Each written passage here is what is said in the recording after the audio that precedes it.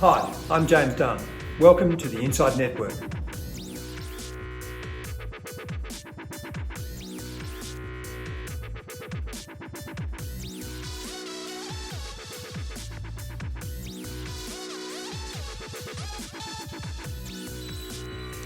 Welcome to INDepth, and my guest is Will Hamilton, Managing Partner of Hamilton Wealth Partners. Hello, Will. Hi, James. Will, I'm interested in the journey of Will Hamilton along the way. Now, I did know you at university, and here we are, a long time later. Yep. What's been the journey in terms of the person and the pathway towards your own firm? Yeah.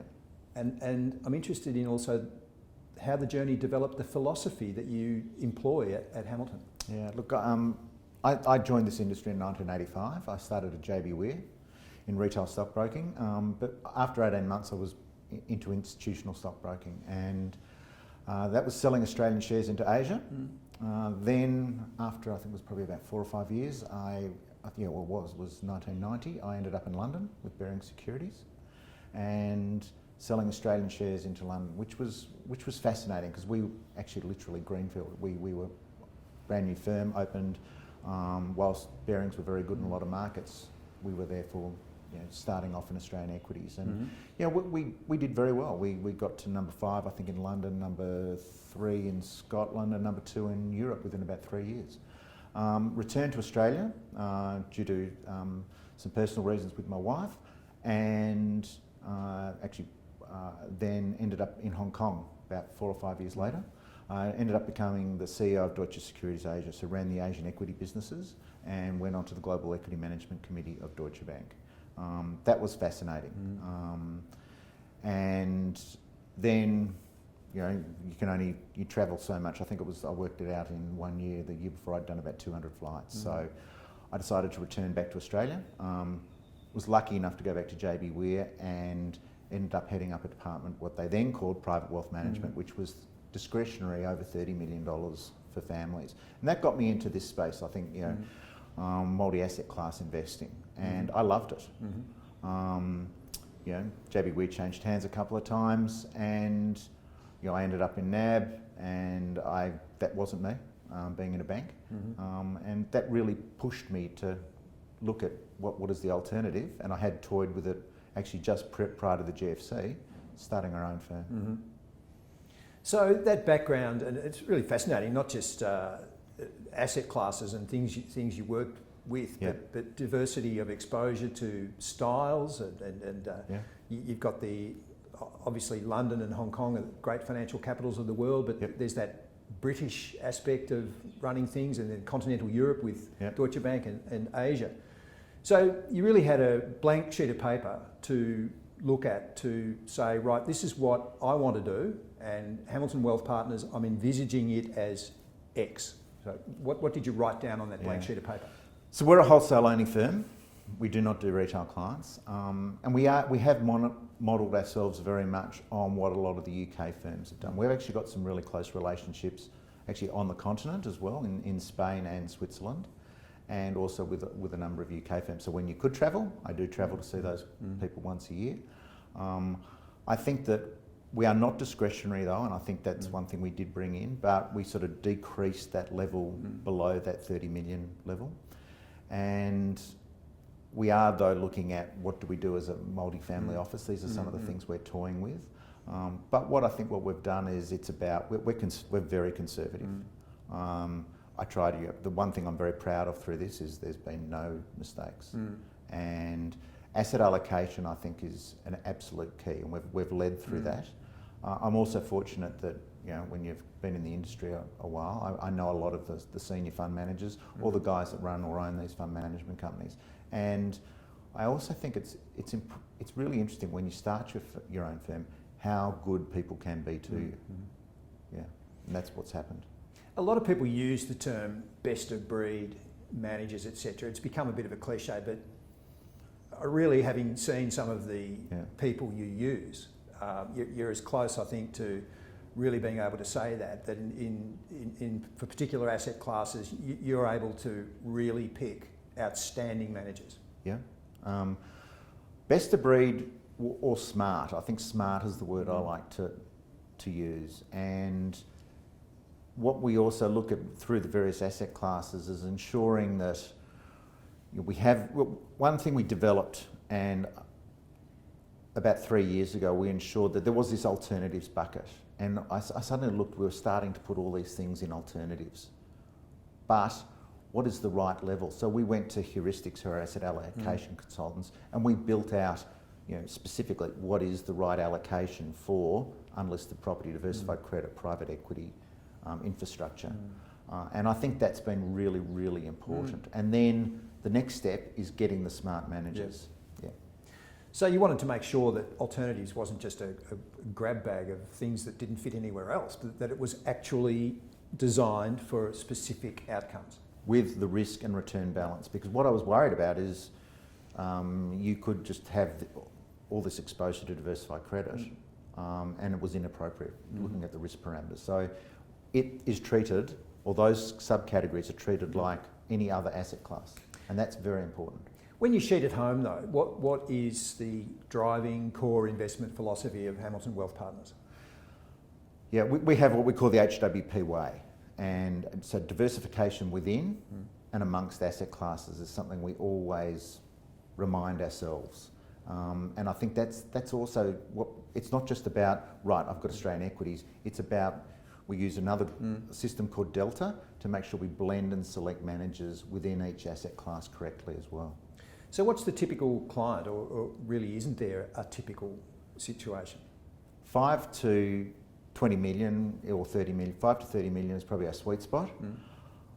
No two clients are the same. So we don't have a scale, scalability is an issue in our model. So we're very dependent, and we've always been, I have a very strong view, if it doesn't add value, automate it.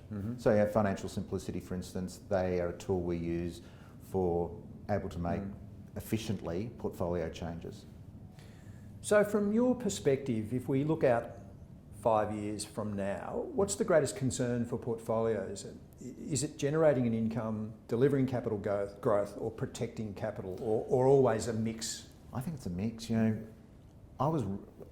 Because income has become such an issue, I was on it was the Euromoney Wealth Management Call in conference in London, and Martin Gilbert spoke, and who used to run Aberdeen, and he's fascinating because he's so blunt and brutal in his views on things.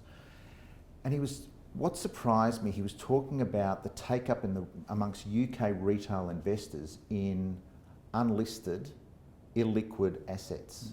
And that really surprised me. And I'm sitting there going, so are they taking up 15%? Are they taking up 45%? What is it? And he was talking about these products that we're now starting to see here with liquidity sleeves. But as we know, a liquidity sleeve is as good as it is at that function of the liquidity being there, so it can get locked up. But it really worried me. Like, we haven't seen, I don't believe, that trend here, but that's what's happening offshore. So this is the balancing of income requirements and risk. And I was really concerned when I heard that. So what changes did the dislocation of early 2020 either force on you, or you started to think this should change and here's how we'll change it? To change, we haven't changed how we ran portfolios, but what we did was it made me sit back in April. I went, wow, we're now at home. Things are very different. I was very concerned about staff and making sure that they were well. We had people whose parents were in Europe and other states, etc. But I think the big thing for the business was we had to drive content. So we've really gone out there on content. So be it written content, first of all, but then secondly, with webinars. So we rolled out a series of what we call thought leaders. So we've had people like John Key, Peter Cooper, not talking about his fund, but just talking about the environment, like Paul Bassett, economists. It's been absolutely fantastic, those. And then our clients started giving us feedback. They wanted, so we rolled out then fund manager series ones, then in conversation with us. So we're sort of giving, people have an opportunity to have a chat with us by webinar. So that's, content I think has become absolutely crucial. It's a lot of hard work. Especially when we've had the standard of the speakers we've had. Mark Burgess is another one, the ex-head of the Future Fund. We've been really fussy, but people have noticed we've done this. We've actually been getting people coming to us wanting to present, say, for next year. So the content, it's not just financial. You have a broad interest in other areas and expertises. Next week we're doing art, the Australian art market. Yeah. So do you think that really holistic approach, again, which is a term a lot of people throw around, but you're really trying to embed it with real substance? Yeah, I say to it, even though we've had one or two fund managers talk in the thought leader side, as I've said to them, it's tell, not sell. And that's been absolutely crucial. We've been lucky to have a couple of guys from Europe talk as well, and that's been key.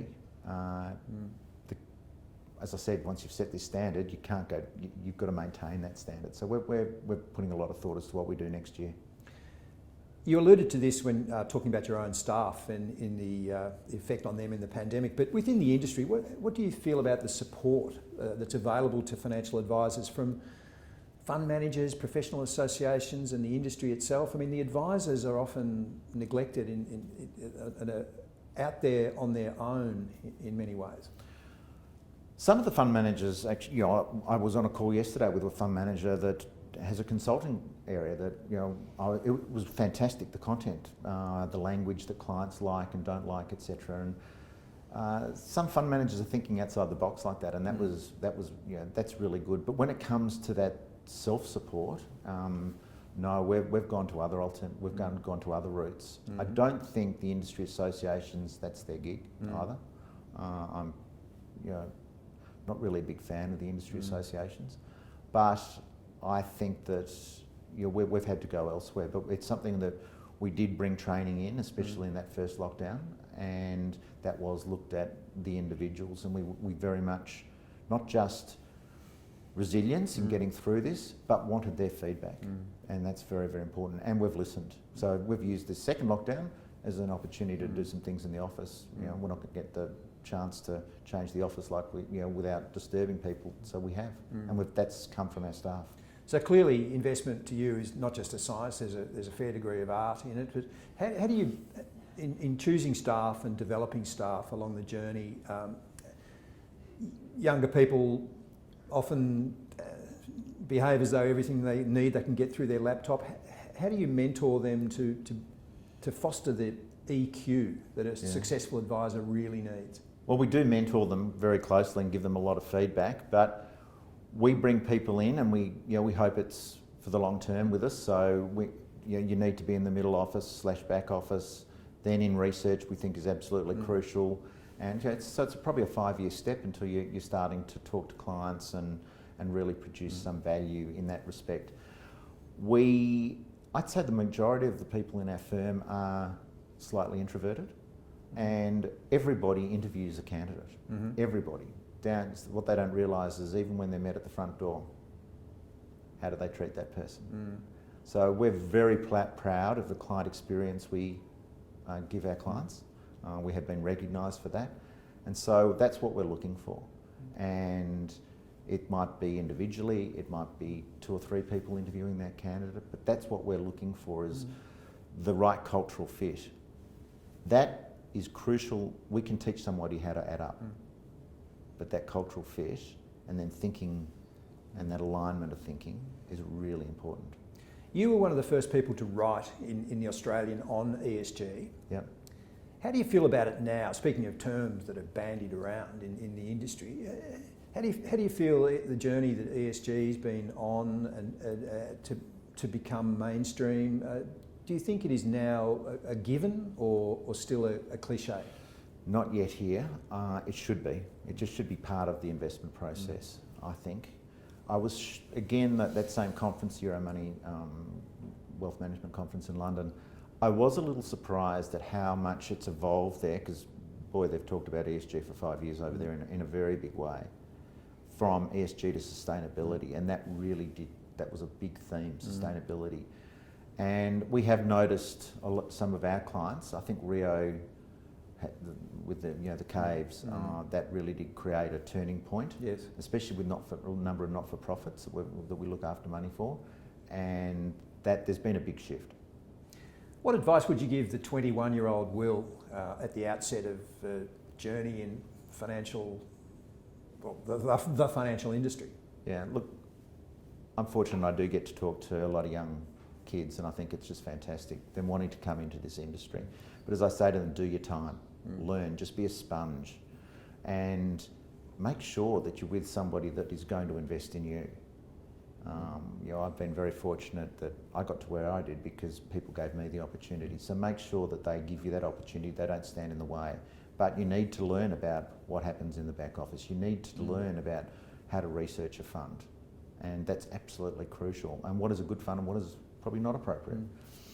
And then finally, it's exposure to clients. And you know, make sure you get feedback. And we actually even ask, we've had some clients give some of our staff feedback, which we think is fantastic, younger staff. Lastly, Will, can you say a few words about your experience with the Inside Network in 2020? Yeah, no, look, I think it's been refreshing. I use it very much with respect to the round tables in getting access to things I haven't been able to, be it funds, be it, I think also just the space, like the convertible bond one. You know, I used to have a convertible bond trading desk that reported to me, but I hadn't had anything to do with it for 20 years, and there were things I learnt I'd forgotten about. Alive and well. Yeah, and if the quality of the participants that I've experienced in the smaller events is there in the larger events when we can get out there in person and have larger events, well, I think that's going to augur well. Thank you, Will. Thanks for your Thanks, time. James.